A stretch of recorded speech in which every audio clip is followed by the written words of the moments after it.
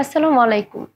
Mount Adora হাসপাতাল কর্তৃক আয়োজিত এডোরা হেলথ পডকাস্টের প্রথম পর্বে আমি স্বাগত জানাচ্ছি ডক্টর দেবযানী রায়। পৃথিবীতে প্রতি বছর প্রায় 17 মিলিয়ন মানুষ হৃদরোগে জটিলতায় মৃত্যুবরণ করেন। আর এই হৃদরোগে জটিলতার অনেকগুলো রিস্ক ফ্যাক্টরের মধ্যে প্রধান রিস্ক ফ্যাক্টর হিসাবে দায়ী করা হয় হাইপারটেনশন বা উচ্চ রক্তচাপকে। বিশ্ব স্বাস্থ্য সংস্থার এক জরিপে দেখা গিয়েছে যে বাংলাদেশে প্রতি 5 জনের ভেতরে একজন প্রাপ্তবয়স্ক মানুষ উচ্চ রক্তচাপে ভুগছেন। আর তাই আজকের এই পডকাস্টের টপিকস নির্ধারণ করা হয়েছে হাইপারটেনশন বা উচ্চ রক্তচাপ। এ বিষয়ে কথা বলার জন্য আমরা আমন্ত্রণ জানাচ্ছি দেশবরেণ্য কার্ডিওলজিস্ট কেএম আখতারুজ্জামান স্যারকে। আখতারুজ্জামান স্যার মাউন্ট এডোরা হাসপাতালে চিফ কনসালটেন্ট ক্লিনিক্যাল কার্ডিওলজিতে আছেন। স্যার, এডোরা হেলথ পডকাস্টের প্রথম পর্বে স্বাগত জানাচ্ছি আপনাকে। ধন্যবাদ আমাকে আমন্ত্রণ জানানোর জন্য। ধন্যবাদ স্যার। স্যার, আপনার কাছে আমার প্রথম প্রশ্ন, উচ্চ রক্তচাপ কি? আসলে উচ্চ রক্তচাপ জানতে চাইলে আমাদেরকে আগে রক্তচাপ জানতে হবে, এবং রক্তচাপ জানতে চাইলে রক্ত জানতে হবে। রক্ত হচ্ছে আমাদের শরীরে একটা প্রবাহমান তরল কলাতন্ত্র। শরীরের সমস্ত অঙ্গ প্রত্যঙ্গে প্রতিনিয়ত যে অক্সিজেন এবং পুষ্টির চাহিদা, সেটাকে পূরণ করার জন্য রক্তনালীর ভিতরে প্রবাহমান থাকে। এই প্রবাহমান রক্ত প্রবাহিত হওয়ার সময় রক্তনালীর দেওয়ালে যে চাপ তৈরি করে, সেটি হচ্ছে রক্তচাপ। রক্তচাপ যখন অনিয়ন্ত্রিতভাবে বেড়ে যায়, স্বাভাবিক মাত্রার চাইতে বেড়ে যায়, তখনই আমরা সেটাকে উচ্চ রক্তচাপ বলি।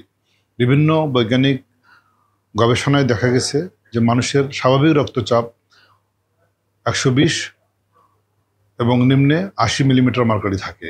এই 120টাকে আমরা বলি সিস্টোলিক ব্লাড প্রেশার এবং 80 মিলিমিটারটাকে বলি ডায়াস্টোলিক ব্লাড প্রেশার। যখন রক্তচাপ 120 থেকে 180 মিলিমিটারের উপরে উঠে যায়, আমরা বলি উচ্চ রক্তচাপের প্রবণতা। কিন্তু যখন রক্তচাপ 130 মিলিমিটার মার্কারি এবং নিম্নে 90 মিলিমিটার মার্কারির উপরে উঠে যায়, তখন আমরা এটাকে উচ্চ রক্তচাপ হিসাবে সংজ্ঞায়িত করি। ধন্যবাদ স্যার এত সাবলীল ভাষায় উত্তর দেওয়ার জন্য। আমরা পরবর্তীতে জানতে চাচ্ছি উচ্চ রক্তচাপের কারণগুলো কি কি? উচ্চ রক্তচাপের কারণ জানার আগে আমাদেরকে উচ্চ রক্তচাপের প্রকারভেদ জানতে হবে। উচ্চ রক্তচাপ 2 প্রকারের আছে।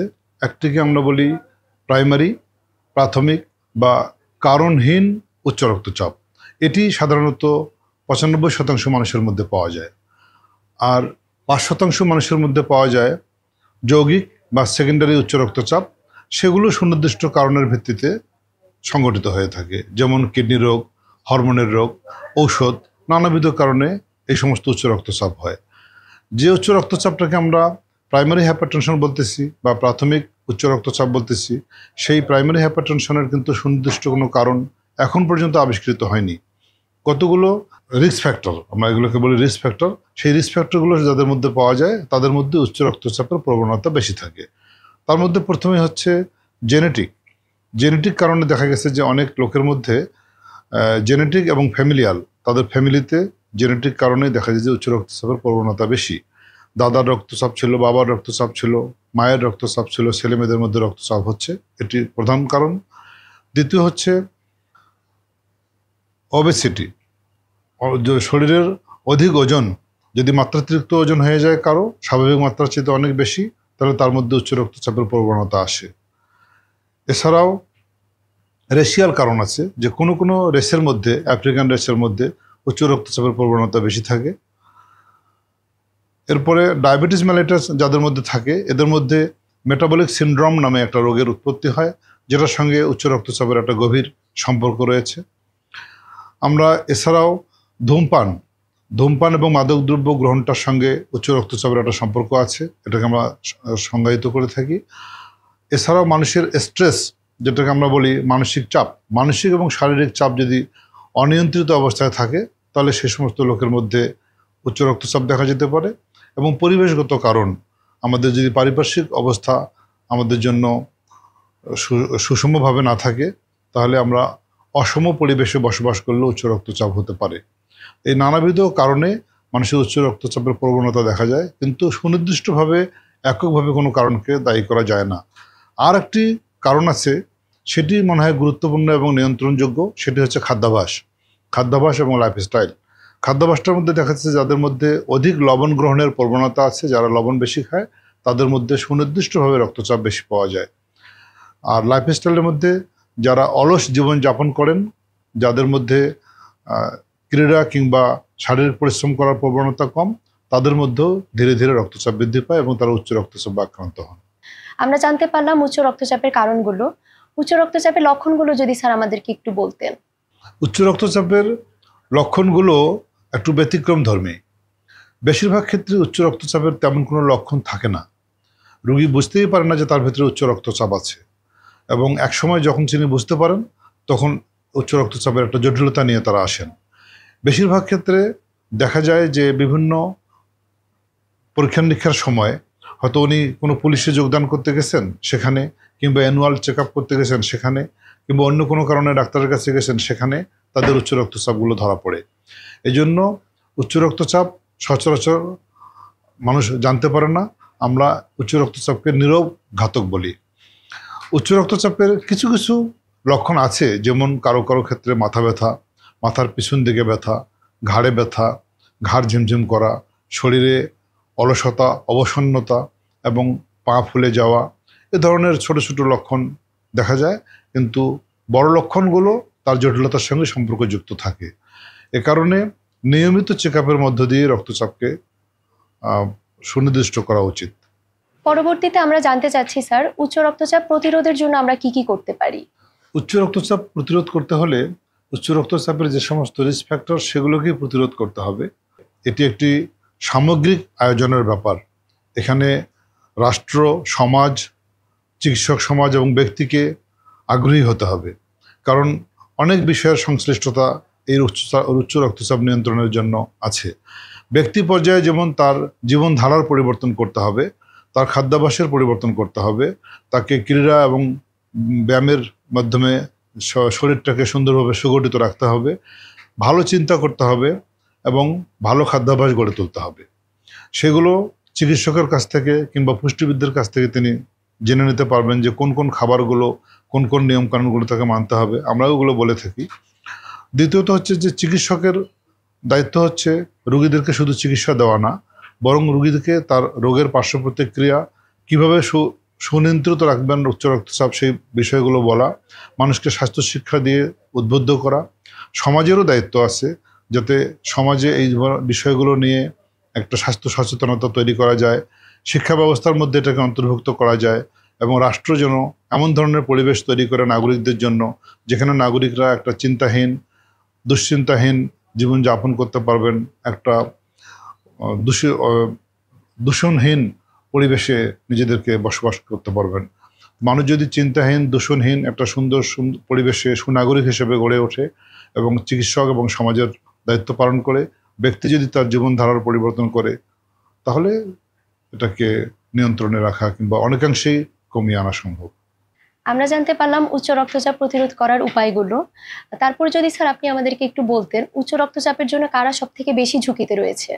উচ্চ রক্তচাপের ঝুঁকিতে সমাজের বিভিন্ন পর্যায়ের লোক আছেন, বিশেষ করে যারা ঝুঁকিপূর্ণ পরিবেশে কাজ করেন, যেমন মানসিক এবং শারীরিক চাপ নিয়ে কাজ করেন এবং বিপর্যস্ত পরিবেশের মধ্যে কাজ করেন। তাদের মধ্যে ধূমপায়ী, মাদকাসক্ত লোকদের মধ্যে ঝুঁকি বেশি।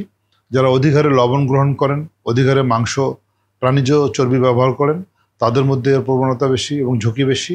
যাদের বংশগতভাবে যারা একটু বেশি ওজনের অধিকারী এবং যাদের মধ্যে জীবন আচরণে আলস্য বেশি, তারা উচ্চ রক্তচাপের ঝুঁকিতে আছে। স্যার, আজকের এই পডকাস্টের জন্য দর্শকদের কাছে আমরা কিছু প্রশ্ন জানতে চেয়েছিলাম, সেখান থেকে নির্বাচিত কিছু প্রশ্ন স্যার আপনাকে আমরা করতে চাই। করুন। স্যার, একজন দর্শক জানতে চেয়েছেন উচ্চ রক্তচাপের সাথে হৃদরোগের কোনো সম্পর্ক রয়েছে কিনা? খুবই ভালো প্রশ্ন। অবশ্যই উচ্চ রক্তচাপের সঙ্গে হৃদরোগের সম্পর্ক আছে। হৃদরোগের জন্য যতগুলো রিস্ক ফ্যাক্টর, তার মধ্যে প্রথম এবং প্রধানত কারণে হইতেছে উচ্চ রক্তচাপ। অনিয়ন্ত্রিত উচ্চ রক্তচাপ হৃদরোগের জন্য অন্যতম প্রধান কারণ এবং এটি সরাসরি সম্পর্কযুক্ত। কাজে একথা নির্দ্বিধায় বলা যায় যে উচ্চ রক্তচাপের সঙ্গে হৃদরোগের একটি সরাসরি সম্পর্ক আছে। ধন্যবাদ স্যার। আরেকজন দর্শক যেমন জানতে চাচ্ছেন উচ্চ রক্তচাপের রোগীদের কি কি পরীক্ষা করাতে হবে? উচ্চ রক্তচাপের রোগীদের জন্য দু ধরনের পরীক্ষা আমরা করে থাকি। তার মধ্যে কিছু পরীক্ষা হচ্ছে সাধারণ পরীক্ষা, যেমন রক্তের সাধারণ পরীক্ষা, বুকের এক্স রে, একটি ইসিজি, এই পরীক্ষাগুলো করা হয়।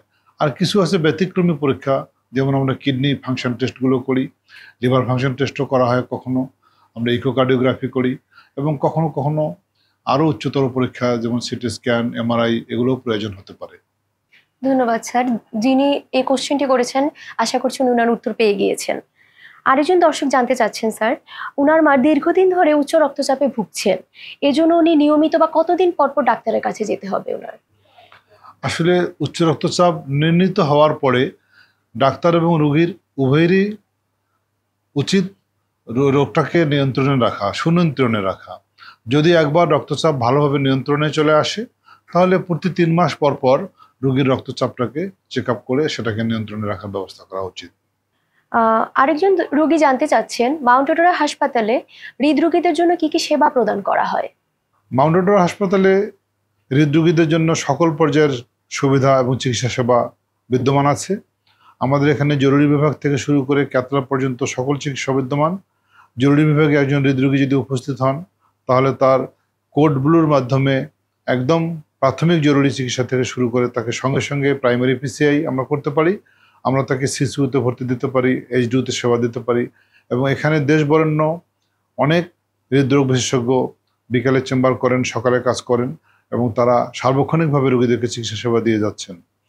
মাউন্ট অটো হাসপাতালে নির্দ্বিধায় যে কোনো হৃদরোগী তার চিকিৎসা সেবা গ্রহণ করতে পারেন। এখানে শুধুমাত্র হৃদরোগের অপারেশনের যে অংশটুকু আছে সেটুকু এখনো চালু হয়নি। আমরা আশা করি অচিরেই আমাদের যে সার্জিক্যাল অপারেশন থিয়েটারের প্রয়োজন হৃদরোগীদের জন্য, সেটাও মাউন্ট অটো হাসপাতালে সংযোজিত হবে। দর্শকদের উদ্দেশ্যে জানাতে চাচ্ছি যে মাউন্ট অটোরা হসপিটাল আখালিয়াতে রয়েছে হৃদরোগীদের জন্য সমন্বিত সুচিকিৎসার ব্যবস্থা। এখানে রয়েছে দেশ সেরা কার্ডিওলজিস্টদের তত্ত্বাবধানে পরিচালিত সিসিইউ, আইসিইউ এবং এইচডিইউ। এছাড়া রয়েছে সর্বাধুনিক প্রযুক্তির ক্যাথল্যাব, যেখানে এনজিওগ্রাম, পেসমেকার সহ রয়েছে সকল ধরনের কার্ডিয়াক ইন্টারভেনশনের সুযোগ সুবিধা। হাসপাতালের 13 তলায় রয়েছে অত্যাধুনিক সুযোগ সুবিধা সমন্বিত কার্ডিওলজি বিভাগ, যার তত্ত্বাবধানে রয়েছেন দেশ সেরা cardiologist professor doctor Mohammad Shahabuddin sir. ধন্যবাদ দর্শককে এত সময় ধরে আমার সাথে থাকার জন্য। পরবর্তী পডকাস্ট দেখার আমন্ত্রণ জানিয়ে বিদায় নিচ্ছি আমি ডক্টর দেবযানী রায়।